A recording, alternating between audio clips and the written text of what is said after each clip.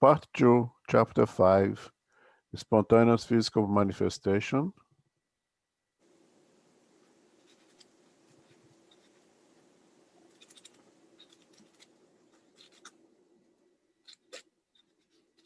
Oh, got it back.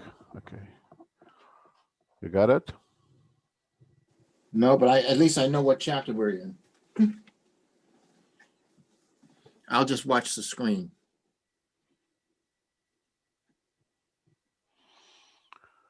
Okay, so this part we're still dealing, or going to complete now, a kind of interview that Kardec did with a spirit who was performing the phenomena of apportation, which basically is transportation of objects from one point to another. Objects that may be from the physical plane, from one place to another, or maybe actually from the spiritual plane to a physical plane. Just to give a quick summary, it is a physical phenomenon that it still requires the three basic elements for that to take place. Something that comes from the medium, that would be an ectoplasm. Something that comes from the spirit that we don't know exactly what it is. And another third element that not very usually mentioned, but there's something in nature itself that can be utilized for the physical phenomena to take place.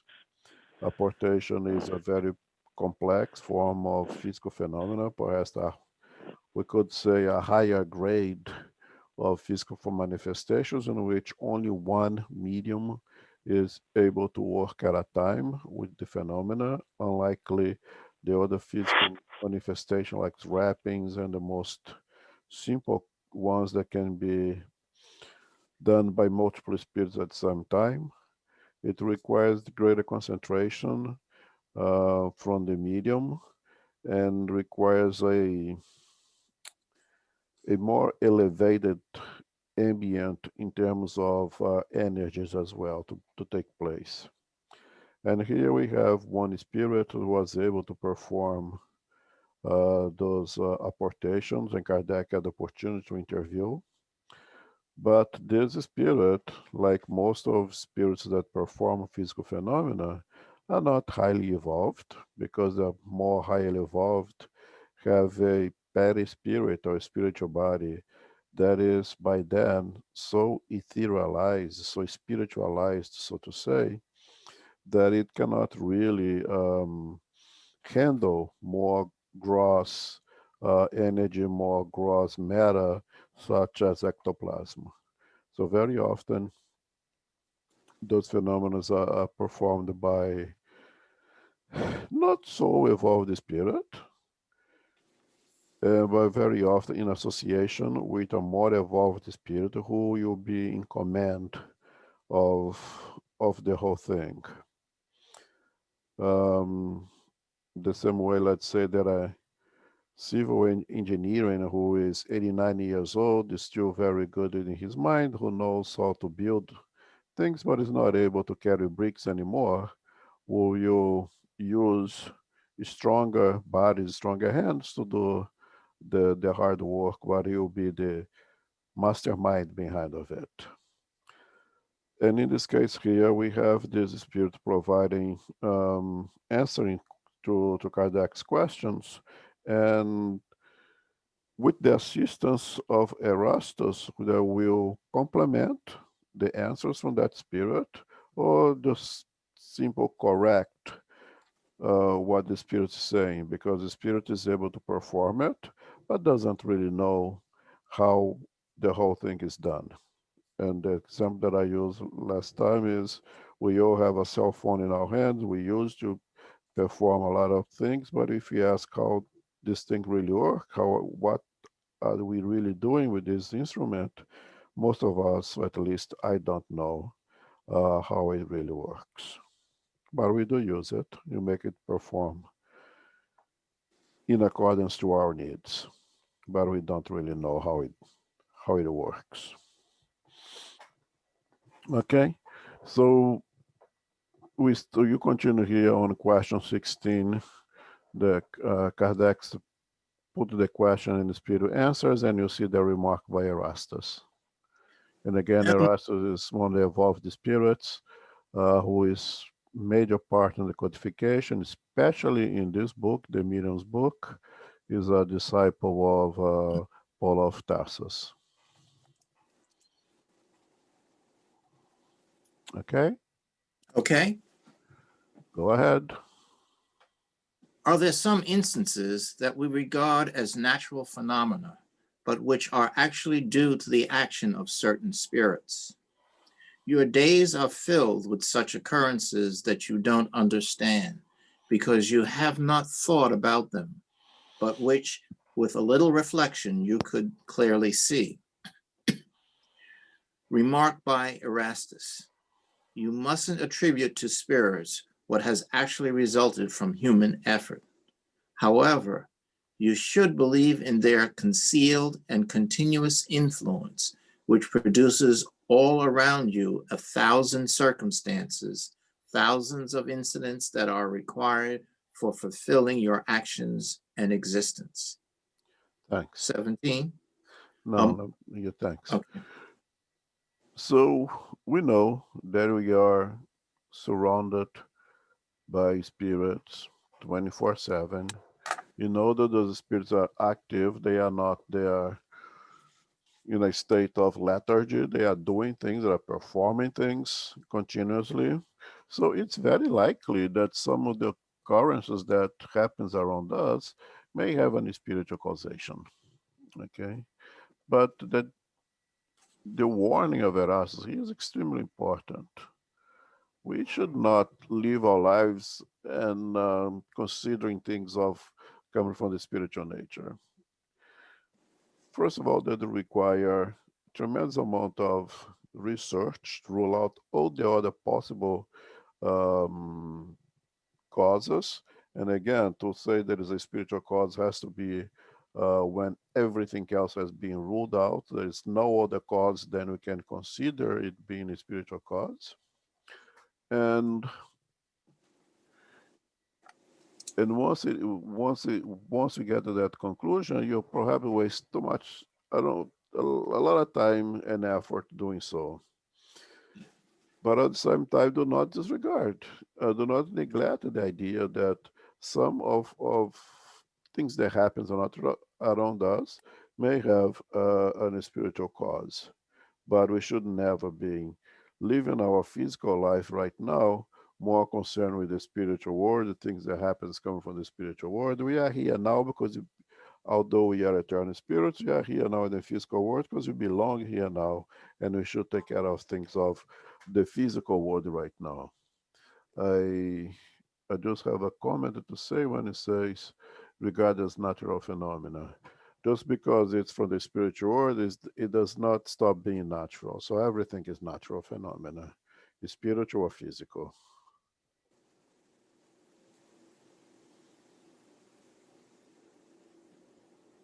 Okay? Because if you say the spirit is not natural phenomena, then we would say that it's supernatural, and that contradicts the whole doctrine.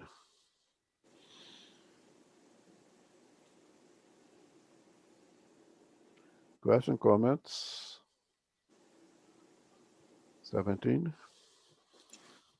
Among the various objects used in apportations, aren't there those that can be fabricated by the spirits themselves, that is, spontaneously produced by the modifications they can perform on the fluid or universal element? I myself can't do it because I don't have permission. Only a high order spirit could do it. Okay, so that demonstrates hierarchy in the spiritual world. That in order to perform something, you have to have the know-how, and once you have the know-how, you have to have the permission.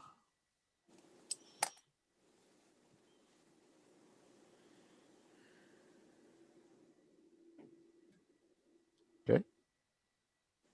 Next. The other day, how did you introduce these objects into the room while the doors were shut? I brought them with me enfolded, like I said, within my own substance. I don't know what else to say since it is inexplicable.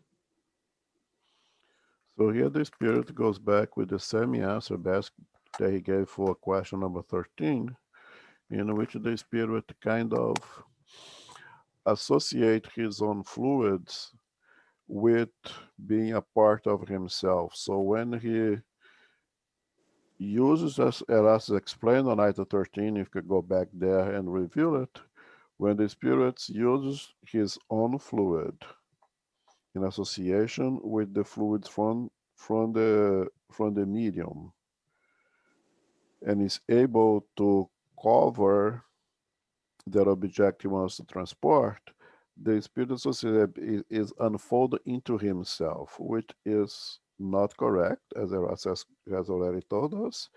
He just is able to cover up that object and bring and transport it wherever it wants to. And when it wants to make it visible, it will uncover it, so to say.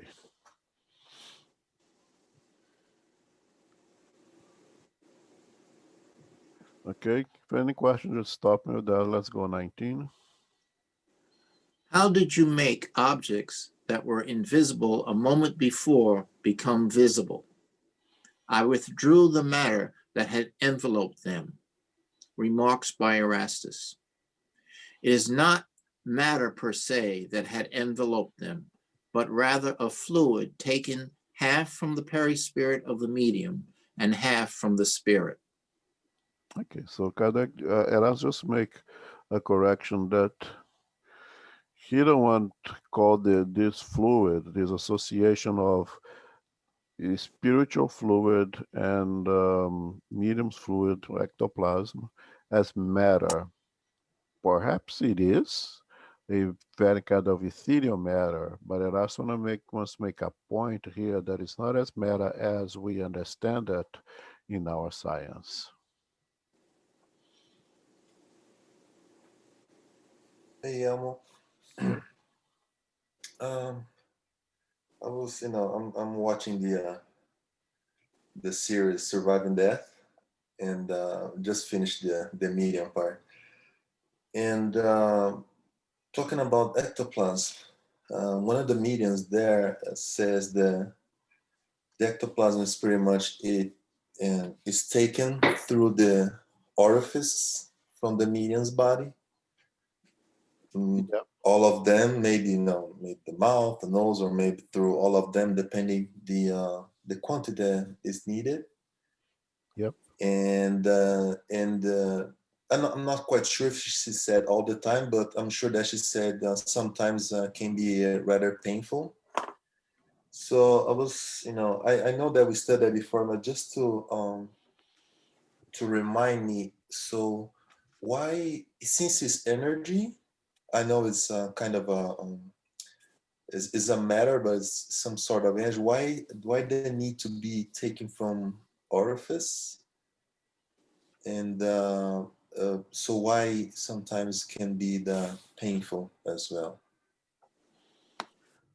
Why it comes from orifices? It has to come from somewhere, right? So it's easier to come from an already opening tubing that can use as a vehicle transported ectoplasm, and that the mouth, the nose, the ears, the belly bottom, very often used as well, is already there. Is already have the track for you to follow through. You don't have to open a new highway if there is a highway already there for you to use it. Although it's energy, it's somewhat dense, okay, so much so that sometimes even visible. To the effect of being painful is the first time I hear it. Yeah, she says that it's painful, and I'm not sure if she means painful in the sense that she feels pain, or in the sense that it demands too much from her, too much energy, and the after effect of it is painful. You know, we hear stories of mediums of physical phenomena that as Eusapia Palladino is the most important case, and she's actually mentioned there in the series somewhere, that she in the end she was faking it because she was tired of being abused and because of the effects of the physical phenomena. So it is challenging for the medium of physical phenomena. It's very tiring, and some of them are extenuated after it. So maybe that's what she was mentioning. Being tiring, have a great expenditure of energy that's known, especially when it's not properly done, as the case of Palladino that was truly abused. That's why even in our meetings, we set a limit of how much a medium can do because you don't want to deplete anyone's of energies. Being tiring, have a feeling of letdown when it's work, of exhaustion. That as I've heard, but painful, I never heard. I cannot comment. Thank you.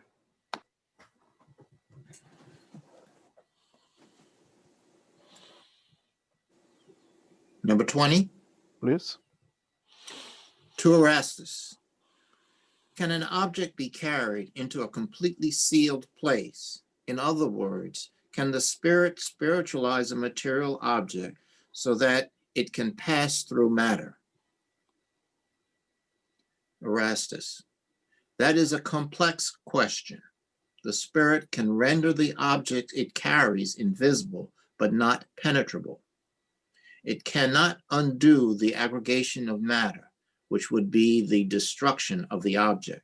But by making it invisible, it can carry it wherever it wants and free it at the best time to make it appear.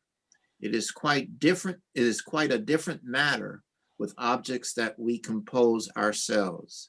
In these cases, we only introduce the elements of matter. And since these elements are essentially penetrable, since we ourselves can penetrate and cross through denser objects with the same ease that solar rays pass through a window, we can certainly state that we can introduce an object into a place, no matter how closed up it may be, but only in such a particular case.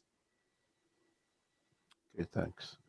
So in this case, for this question, Kardec even bypassed the spirit when it's straight to Erastus because of the complexity of the question, and we see here the complexity of the answer. It is something that we need to spend some time think about it. What Erastus is telling us here is basically this. When an object is transported from point A to point B, it is made invisible by covering with something that hands it invisible, and then it appears somewhere else. There is no disaggregation of matter. There is no breakdown of the elements and put them back together. It's not like that you break them it's a puzzle that you mess it up and then bring to another pose, put the puzzle back together. There is no disintegration and reintegration of gross matter as we know, of course, here. That would not be possible because once you break down that matter, you not put that back together, right? But thinks of a different kind of matter, and I'm gonna call it matter, perhaps energy, that pertains to the spiritual world. It is possible. Example, our own perispirit that has this ability of expansion, that has this ability to cross, let's say, a wall, right? Because of the nature, the kind of ethereal matter or quintessential matter, if you prefer, that is able to do that. So if the things that are being transported are from the spiritual world, yes, they can actually put it in an environment that is completely sealed, because they can cross to whatever is this thing that it is, being a wall, being lead, being fire, whatever it is.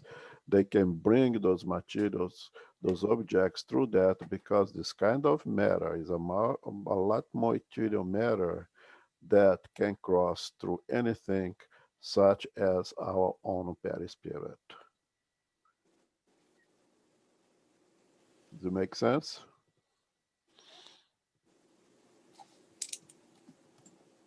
So if a flower appears inside of a lead box that is completely sealed, that flower is from the spiritual world. It has a spiritual kind of energy that is being made visible for us to see it.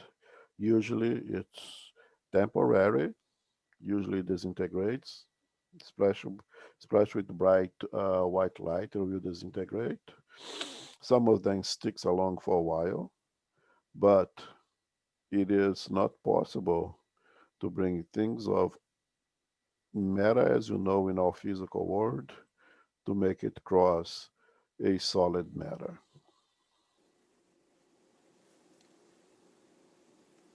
Okay? And I went through this the footnote over here on this chapter 8 is something that you should wait until we get there. I read that most of it, but it'll be too much for us to talk about it now.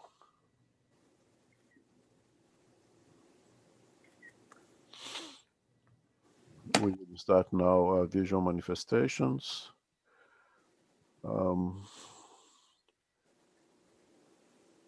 I think is one of the part of the mediumship that creates a great number of confusion, of misunderstanding, is visual manifestations. When you come, is it mediumship? It's not a mediumship. Uh, is it clairvoyance? It's not clairvoyance. It's seeing mediums are really mediums. There's a lot of questions on that. So I went to the book of the theory of mediumship with Zimmerman, and he started the chapter, for those who has the book in Portuguese and gonna follow, the Podvidência, which is, if you go to the dictionary here, the translation more often is clairvoyance, but we're gonna understand that we are talking here about visual manifestation. And what he says, and I think, and I like very much what he says in the very beginning, the very first second paragraph of the chapter, which is a huge, big chapter actually. He says that intuition and other psychic faculties. This is my poor translation. I'm sorry. The visual manifestations are anemic in nature. It gains a mediumistic character when used to assist in communication with the spirits. For that reason, it very often has been cataloged as a type of mediumship. But most of the time it is, or all the time it is, an anemic phenomena. I mean, it's some quality, something that a person has that allows them to have this vision of the spiritual world. It is a vision that is not with our physical eyes. It is a vision that transcends our physical organs. But often we're not going to label this mediumship, because a mediumship, by definition, is someone who is a mediator. is someone who serves as a means of interaction. So if I have the ability clairvoyance and I see spirits passing over there, okay, I see it. What is the interaction here? There is not really a mediumistic thing going on. I have that faculty. I have the ability of seeing mediums. Now, in a mediumship meeting, like that work that we do, a medium has ability of see not only the communicating spirit, but the whole environment where this spirit is. It becomes a very useful instrument to help that spirit. In that sense, we can call it a mediumistic phenomena because it's using in the process of helping in the communication, in the interaction with the spiritual world. It's something that I myself had struggled a long time to be in peace that it's not mediumship, that there is something of those individuals that make them with that ability to see things of the spiritual nature, the spiritual world. Some quite frequently, most not as frequently, but all of us may experience one or another time a vision in a state of being awake, because we do that all the time in our dreams, right? But all of us, if you live long enough, we will experience a vision of the spiritual world, of a spirit at one point or another.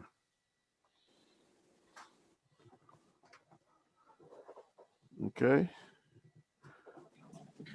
so let's go number 100. Questions concerning apparitions. Of all spirit manifestations, the most interesting are undoubtedly those in which spirits can render themselves visible. From an examination of this type of phenomenon, we will see that, like all the others, there is nothing at all supernatural about it. First, we will provide the responses by the spirits on the subject. Number one. Just a comment. The answers over here are very clear, very easy to understand. It becomes hard for me to add anything to it. So just go ahead and stop me and jump in with any questions, okay? Number one, can spirits render themselves visible? Yes, especially during sleep. However, certain individuals can also see them while awake, although that is less frequent. While the body rests, the spirit loosens the material ties, becomes freer, and can more easily see other spirits and communicate with them. A dream is only a recollection of this state. When we remember nothing, we say that we have not dreamed at all, but the soul has nevertheless seen and enjoyed its liberty. Here, we are dealing more particularly with apparitions that occur during the waking state. Number two, do spirits who visibly manifest themselves belong more to one specific category than to another? No, they can belong to all the categories, the highest down to the lowest. Number three, are all spirits permitted to manifest themselves visibly? All may do so, but they do not always receive permission or even desire to. Number four. Okay, thanks.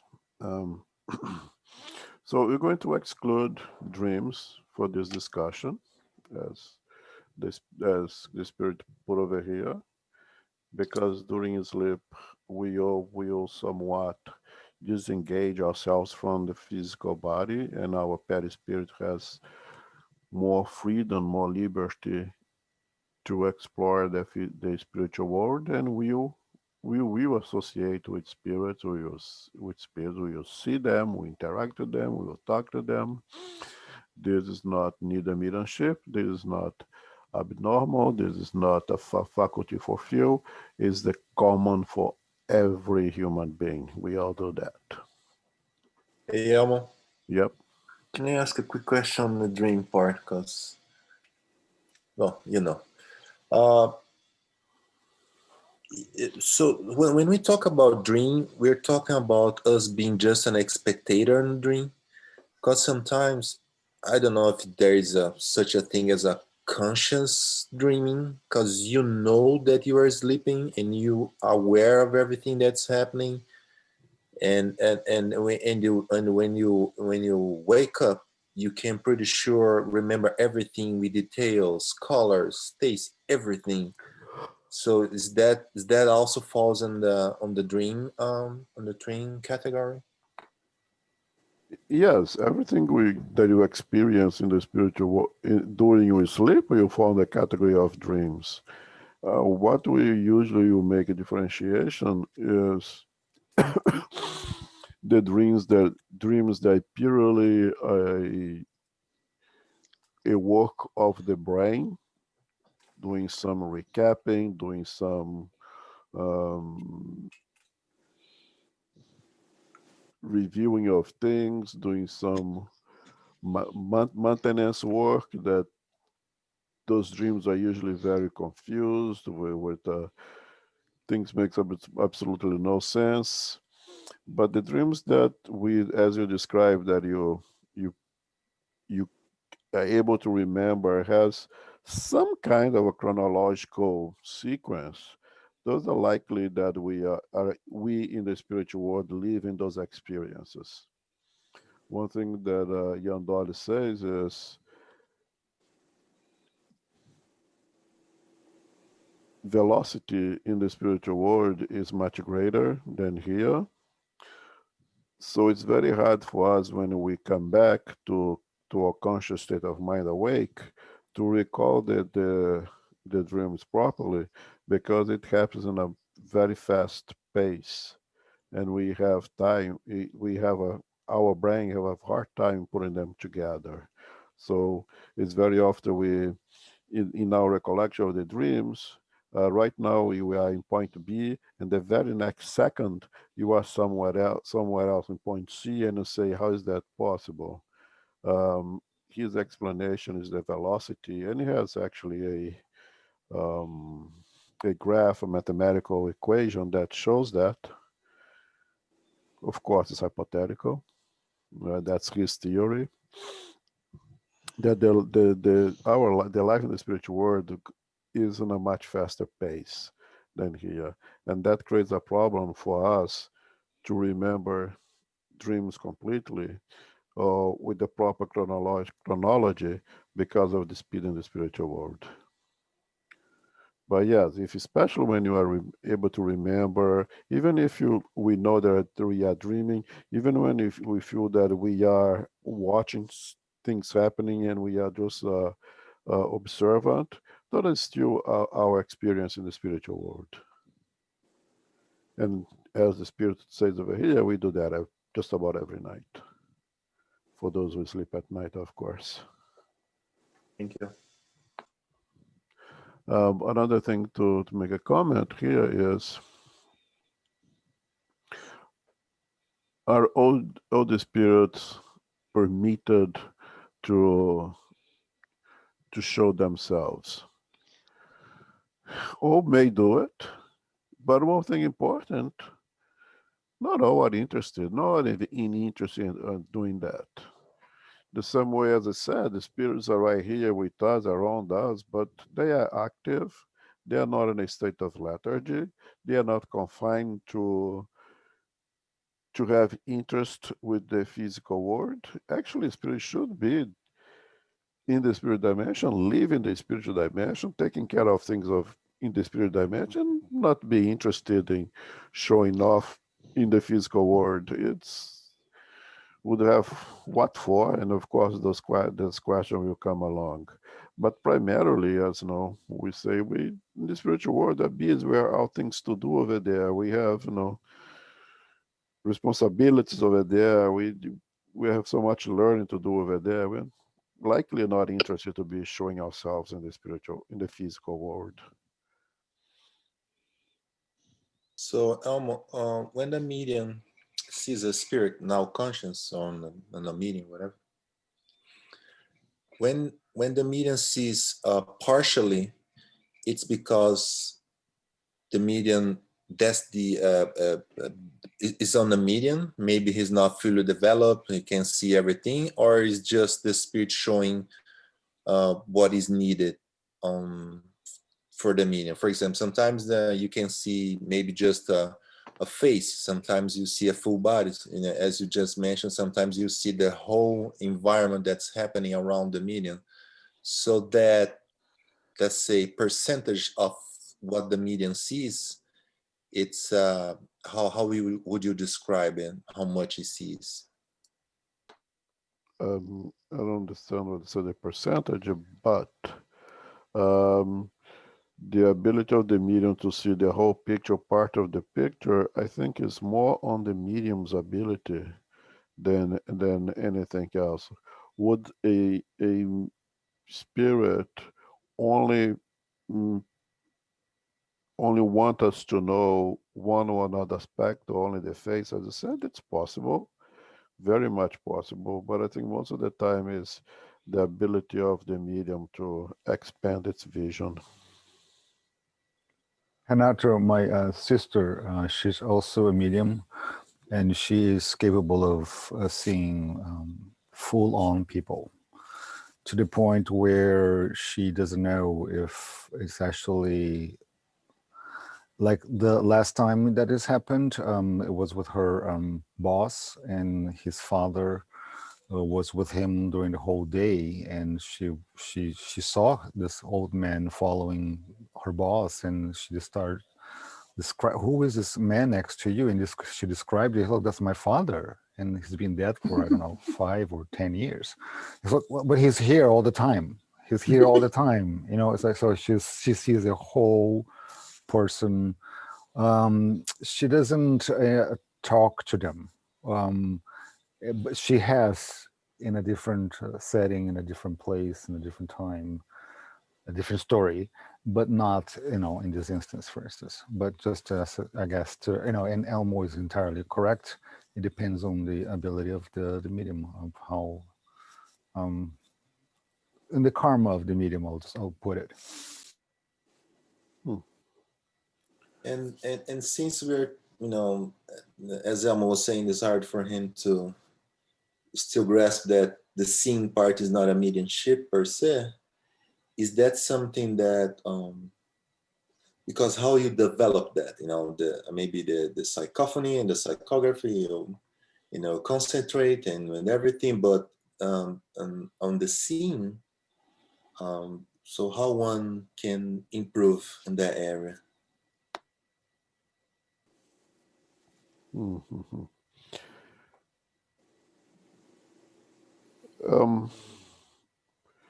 I believe we can educate ourselves in any faculties, and the main, what I would say is repetition, right? Repetition will make it better.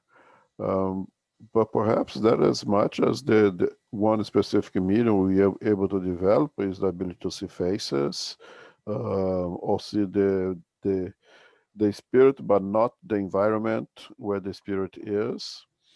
That perhaps that is all the spirit is, the medium is able to do it. But I think if it can be developed, repetition would be, in the proper environment, would be my go-to answer. You have to exercise. I've exercised that muscle so it gets strong. Elmo, Thank you. this is Yeah. Therese. Go ahead. Well, Right. Go ahead, Terry. So going back to the ectoplasm, so I'm thinking that that is vital fluid? No, the ectoplasm is not really vital fluid. The ectoplasm, we don't know for certain what it is yet, but it is a substance that some spirits are able to release, to relieve in a state of some state of concentration, and it's likely the the better hypothesis so far is a byproduct of the Krebs cycle. That when you create ATP, a byproduct is this ectoplasm, which means that we'll all produce, but only some individuals, mediums of physical effects, are able to produce in greater quantity and more important, are able to um, concentrate it to be distributed for spirits to use it. It's not the vital fluid. Okay, and so, and they use it like to manifest things, objects, or, It is used for all the physical phenomena. Yes, to to render objects visible or invisible, to perform apparitions, to perform the reps that initiates the whole doctrine, to Mhm. levitate materials and things and beings, for all the physical phenomena that impresses our physical senses requires this substance, ectoplasm. So when it's used to like manifest things, so what happens to it? Like, I can understand during the concentration or whatever, but then like say the session is over, is it still visible? I mean, No, no, it disintegrates. oh, it disintegrates. Yeah. Mm. But thank you very much, because something I should have comment. In this physical manifestation, we are jumping out of a um, a kind of spiritual manifestation that is not really classified as physical phenomena. Okay, so here we are not talking about apparitions and apportations any longer. As I should have mentioned in the beginning, as Kardec builds up, build blocks slow by slow, he starts with more simple cases of physical phenomena, and then get into apportations that are more complex, as a higher grade of physical phenomena, and now he's getting something that it's not a complete mediumistic phenomenon yet, but already requires a organic component that you do not understand well yet, that allows those individuals to see the physical world, of course, with the very spiritual eyes, so to see, not with the physical eyes. Because if it was with the physical eyes, we would all see it. Everyone who has eyes, of course. So in a room, when one person says, "Do you see that spirit sitting over there, dressed like Napoleon?" and that the only person who is seeing it, that is a, a visual manifestation. If everybody sees it, then is a physical phenomena, because everybody's seeing with their own eyes, and that utilizes ectoplasm. For the visual manifestations, there is no ectoplasm involved. I should have said that at the very beginning. I'm sorry, and thank you for bringing that back to me. So we are almost like we are transitioning from purely physical phenomena to something that is no longer physical phenomena, and then we jump into the intelligent phenomena. You see how Kardec built up things slowly, step by step. So this visual manifestation that we're talking about, is this like clairvoyance? Or like when they say someone's a seer? Is that the same idea? Yes, that includes clairvoyance. Okay. Yeah, definitely. And if you when you look in the, and I did check in the dictionaries of this physical manifestation, the word that comes in all the time is clairvoyance. Mhm. But in spiritism, we make some differentiations of types of visual manifestations. One of them being clairvoyance. Thank you. But I think here is there is also apparitions, right? There is also the physical apparitions of spirits that Kardec mentions, right? Because in some questions here, it looks like he's talking about the so-called ghosts. Yeah, but an apparition by definition is a physical phenomenon. Therefore, everybody would see it. Mm-hmm. Yeah, that's what I A was visual thinking. manifestation, only few individuals or just one or two individuals will be able to see it because you no longer see with the physical eyes. Yeah, and I think we have to be very careful here. When is one, when is the other, right? Because it can be very confusing. One. Yeah, you have to make that differentiation. Yeah. But we're no longer talking about apparitions that are required the ectoplasm. It may be one or another, then we have to clarify. And Elmo, in the case of the seeing mediums, the spirit, it shows him or herself to all the seeing mediums, to one particular medium, or all the above? Zimmerman makes a differentiate of active and passive. Being the passive one is pretty much the clairvoyance, in which you're not looking for anything. It's just it happens and you see it, and then anyone who has that ability will see it. Now, an spirit may choose to associate with one medium and hand itself visible to one medium alone. That can happen as well.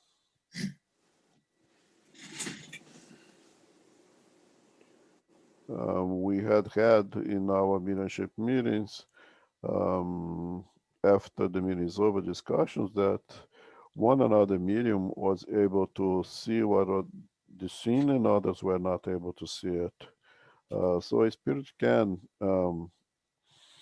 manifest directly to one or another person, to one another medium. And again, we are using the word medium over here. In a mediumship meeting, when that visual manifestation is meant to aid the communication, we can go ahead and call it mediumship. In other instances, you would not call it mediumship because it does not, the medium or the person who is seeing the spirit or the spiritual scene is not really interacting or serving as a mediator of anything. So in a mediumship meeting, if let's say a seeing medium is able to see the scene, to see the spirit, and tell to the dialogue what he or she is witnessing, it will facilitate the dialogue. Because now the dialogue, not being a medium, will have more information to be able to help that spirit. Then you can go ahead and call it a medium. But most of the time, you're not even going to call it a medium because that person is not acting as a mediator.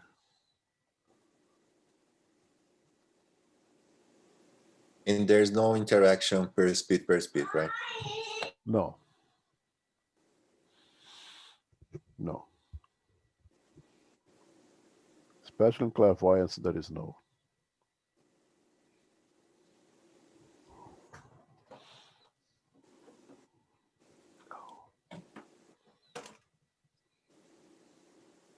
Okay. Number 4, for what purpose do they manifest themselves visually? It depends on their nature. Their purpose may be either good or evil. 5, why would they be permitted if their purpose is evil? It would be allowed to test those to whom they appear.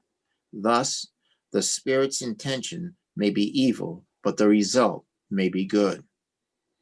6, what is the purpose of spirits who render themselves visible with evil intentions? They appear out of a desire to frighten and often out of revenge. What is the purpose of spirits who appear with good intentions? To console those who are mourning their departure in order to prove to them that they continue to exist and are close by. They might also appear to give advice and sometimes to ask for assistance for themselves. Thanks.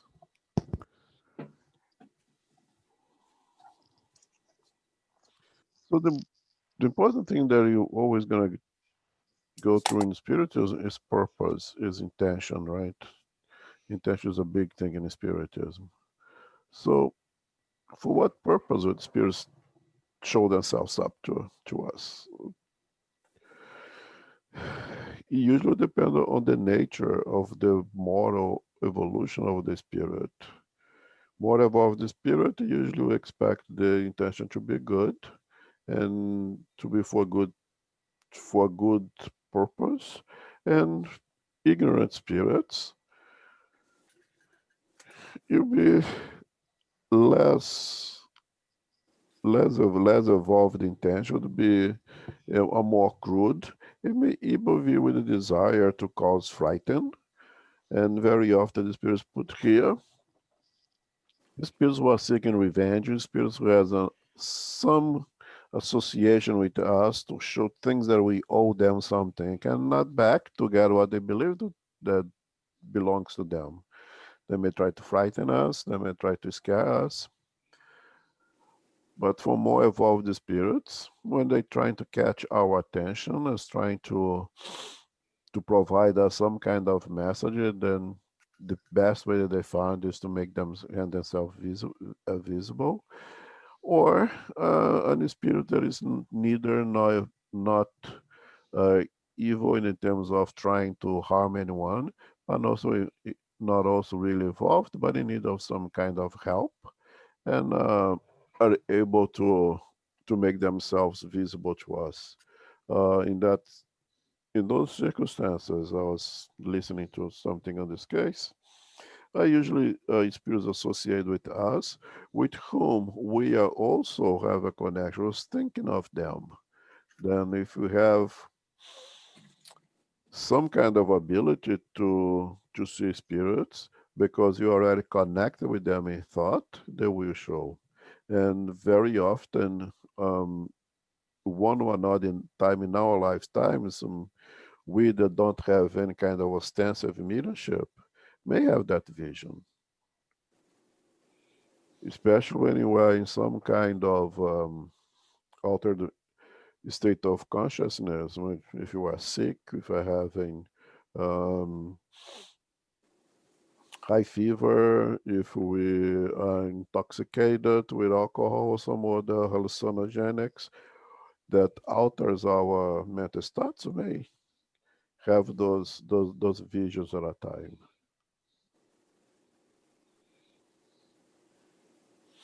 So again, the purpose, the intention, you be directly related to the moral involvement of the spirit.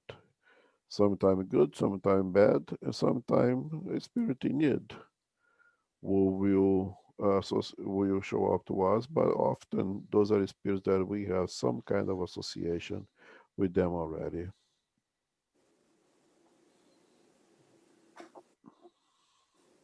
Okay, questions, comment? All right, number 7. What harm would there be if the possibility of seeing spirit were permanent and widespread among human beings. Wouldn't that be a way to remove all doubt from the minds of disbelievers? Since human beings are constantly surrounded by spirits, it would be troublesome and would hamper them in their daily activities if they could see spirits all the time. It would also, in most cases, take away their initiative, while, on the other hand, if they believe that they are alone, they will act more freely. As for disbelievers, there are many other means available for them to be convinced if they would take advantage of them and if they were not blinded by pride. You are well aware that there are people who have seen but do not believe nevertheless because they say that they have experienced an illusion. Do not be concerned about such people. God is responsible for them. It would be very inconvenient if we were able to see spirits about us all the time. It would be like seeing the air that surrounds us, or the myriad of microscopic animals that swarm around us. From this, we must conclude that God has done what God has done is well done, and that God knows better than we do what is best for us. Can you only imagine? Can you only imagine Yeah. if you could see spirits 24/7 all around us all the time? Yeah. Don't you think that demographic density in a city like New York City is enough to see you see enough incarnate already? No, That's a good one. Yeah. it would be. I can even try to imagine what a nightmare that would be. Spirits who are associated with us, doing things related to us, and Holy Spirit has nothing to do with us, doing their own thing. Imagine that right now, wherever you are, in your living room, in your kitchen, wherever you are right now, there's another 40, 50, 100 spirits hanging out with you and doing all kinds of things. We would go crazy. So some things I believe that. are best kept the way it is and not trying to reinvent their wheel. So, so for people, those people that sometimes they ended up in mental institutions, or for maybe mediums when they are begin to develop, or they arrive in the spirits because they are seeing spirits all the time. And so would you say that is the medium or the person that's not that is seeing the spiritual world, because sometimes they are seeing people they are not even aware they are being seen, so it's not like the spirit is making itself visible for that person, but however they are still seeing it. So how is the relationship when it's a little bit out of control and they're seeing it all the time? I'm not sure if I understand the question, but Because let's say in clairvoyance, you have that open window to the spiritual world, not necessarily the spirits who are associated with you or wants to have some kind of communication or interaction with you. You just see the spiritual scenario as it is, and in which we are, like in the dream that you are like an observant. It's just you just see it. And there are other cases when are more active, kind of visual manifestations in which the spirit is trying to interact with you somehow and presents to you particularly somehow. And what was the relationship with those who are being labeled as crazy? yes, sir, there's so from what you're saying, there's two cases. There's the spirit that shows him or herself to a particular person that is able to see it. Mhm. And there's also people that, regardless the spirits is doing or not, it has the ability to see the spiritual realm, right? Right. The visitors see it. Some persons just see the spiritual world. And the scene has nothing really to do with them. It's not a spirit that's trying to interact with them, a spirit that they know. They just walk in the subway. There is 5 incarnate, and he sees 18 people sitting in the chairs over there. He just sees them. It's not to do with them. The same way that we go this in the subway and we see a bunch of people, it's not to do with us.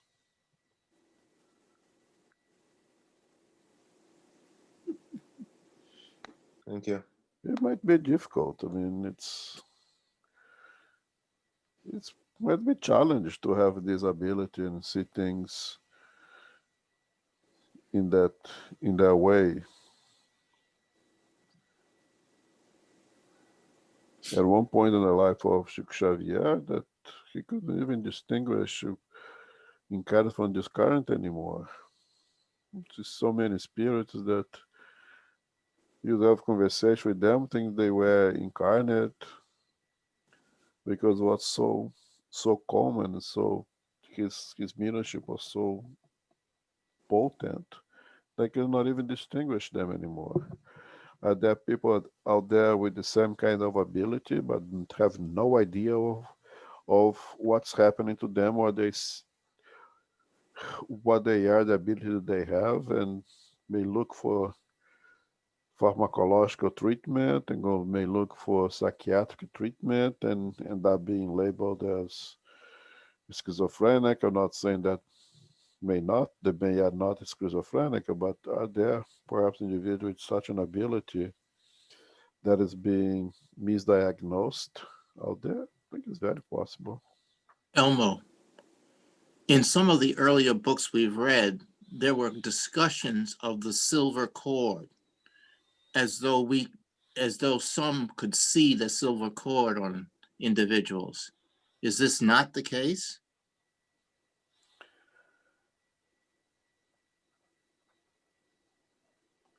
We here we're dealing with persons incarnate seeing discarnated ones most of the time. Can the same medium see incarnate spirit in a state of separation of the physical body? Yes, I could say so. Do they see the silver cord? I don't know. I really don't know if a spirit see this, if a medium see the silver cord. But when you say the silver cord, you have to understand that you're dealing with incarnated spirits, right? Right, that would allow you Yeah. to Because yes. differentiate. If you Yeah, could, but Yeah, that's but from the almost- spirituals. That's from the spiritual side, Philip, that we read in the books of André Luiz. When they are there in the spiritual world, they see the difference between the incarnates and discarnates is the silver cord. okay. But for Great. those seeing here on the physical side, they are not going to be able to see it because they either see incarnates or they see spirits, and spirits do not have silver cord, and incarnates are incarnates. So you are just seeing the physical beings. And Elmo, just one last question. So for the seeing medium, there's no need of no fluids, no nothing as we see with the operations, right? Just because it's not a physical matter thing, it's just a mental, right? So That's right. the quote unquote operation of the spirit to the medium is entirely up to the spirit itself, right? Yeah, when you talk about visual manifestation, not talking about physical phenomena. Because if it's a physical phenomena, everybody who has good physical eyes would see it. So when you get in the subway and you count 15 people in the car and everybody only counts 11, likely you are seeing spirits. You're seeing 4 more than everybody else. Now, if you get over there in the same cart and there's 15 and know the sun, there is another one, 16, and everybody sees it, that is a physical phenomena because everybody sees it. And that requires ectoplasm. Thank you.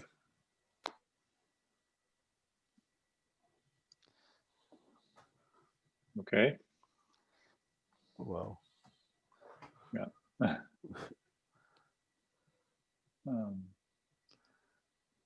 Zoraida, you do the final prayer. Zoraida hasn't spoken all day. You're on mute, Zoraida.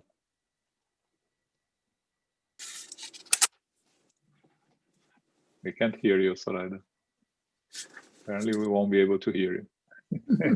No, it's not working. So Zoraida can do the prayer. Carol, you do it?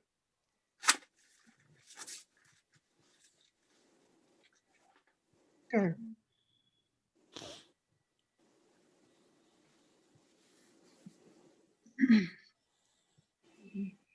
Infinite Creator and Divine Providence, we are grateful to be together this evening for our studies of the Medium's book.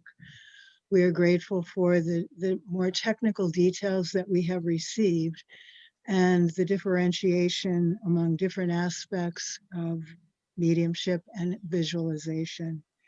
We are grateful to have the spiritual benefactors, the good spirits, the protector spirits to be with us, to help us, to inspire us, to assist us along our way on our journey. We are grateful for all we have received and all that we will receive going forward. May we continue with our prayers, with our studies, and with our mindfulness throughout the week. May we endeavor to go more deeply into our study of Spiritism, knowing that by doing so, we are actually linking with others who are also doing the same. May our circle and may our classes be unbroken, and may we give great thanks for the opportunity to be together through the connectivity, through our Zoom, and through our classes available to us. May we close now and humbly ask for safety and protection as we go forth to family, friends, and our loved ones, co-workers as well. May we receive these blessings and share with others as they are able to receive through our discernment. May we receive the love and light of Christ within our hearts and within our minds to continue to keep us inspired, to move toward enlightenment and move toward our spiritual perfection. As we close now, may we continue with our studies, and may we continue to reflect upon all that we have learned this evening. We close now and humbly ask for the love of light in Christ within, and may we go forth now as beacons of light, go forth now in peace. So be it.